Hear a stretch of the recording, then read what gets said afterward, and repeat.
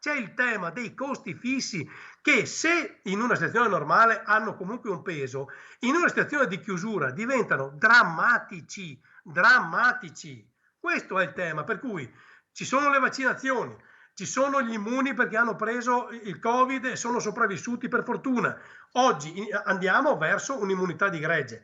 Adesso io ho capito che bisogna continuare a dire che moriremo tutti perché altrimenti alcuni virologi non sanno più che lavoro fare e perdono la telecamera che a loro piaceva tanto. Però ragazzi, non è che possiamo continuare a tenere chiuso perché c'è il Crisanti di turno che dice che con le riaperture avremo 600 morti, perché abbiamo un numero di morti che sono sempre troppi, anche uno è troppo, ma è drasticamente inferiore a quella previsione che faceva Crisanti. Allora, non è che noi per solleticare la voglia di apparizione di qualcuno dobbiamo continuare ad avere sta cappa nera sopra la testa. Torniamo a vivere